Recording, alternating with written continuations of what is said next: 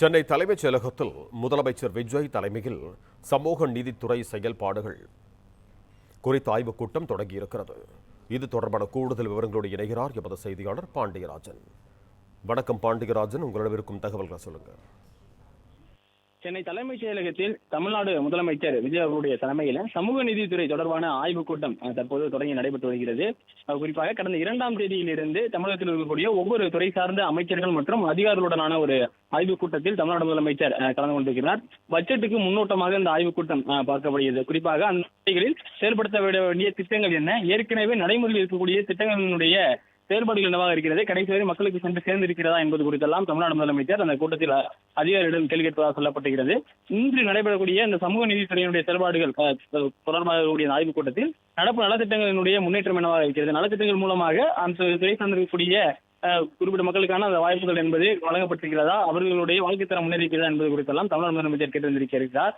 புதிய திட்டங்களுக்கு நிதி ஒதுக்கீடு உள்ளிட்ட அம்சங்கள் குறித்தும் இன்று விரிவாக பேச இருப்பதாகவும் தகவல் இருக்கிறது. ஆதி திராவிடர் மற்றும் பழங்குடியினர் நலன், பிற்படுத்தப்பட்டோர், மிகவும் பிற்படுத்தப்பட்டோர் மற்றும் மாணவர்களுக்கான கல்வி உதவித்தொகைகள், மாணவர் விடுதிகள் மேம்பாடு, திறன் மேம்பாடு பயிற்சி திட்டங்கள் அதை குறித்தெல்லாம் விவாதிக்கப்பட இருப்பதாகவும் சொல்லப்பட்டிருக்கிறது. மேலும் ஆதி திராவிடர் மற்றும் பழங்குடியினர் மக்களுடைய கணக்கெடுப்பு நடத்துவது தொடர்பாகவும் அமைச்சர் தரப்பில் இருந்து முதலமைச்சரிடம் கோரிக்கை வைக்க இருப்பதாகவும் ஒரு தகவல் இருக்கிறது. குறிப்பாக தமிழகத்தில் சாதிவாரி கணக்கெடுப்பு நடத்த வேண்டும் என்கின்ற ஒரு கோரிக்கை இருக்கிறது. ஆளுநர் உரையின் போதே அது தெளிவாக தமிழக அரசின் மூலமாக தெரிவிக்கப்பட்டு விட்டது. ஆனால் சாதிவாரி சென்சஸ் எடுப்பதற்கு முன்பாக சமூக நீதி கணக்கெடுப்பு என்கின்ற வகையில் ஆதி திராவிடர் மற்றும் பழங்குடியின மக்களுடைய கணக்கெடுப்பு நடத்துவது இதற்கு முன் எல்லாம் வழக்கமாக இருந்திருக்கிறது. அதன் அடிப்படையில் சமூக நீதித்துறையின் சார்பில் பழங்குடியினர் மற்றும் ஆதி திராவிடர் மக்களினுடைய கணக்கெடுப்பு நடைபெறுவதற்கான கோரிக்கையையும் தமிழ்நாடு முதலமைச்சர் அவர்களிடம் அமைச்சர் வன்னியரசு முன்வைக்க இருப்பதாக சொல்லப்பட்டிருக்கிறது.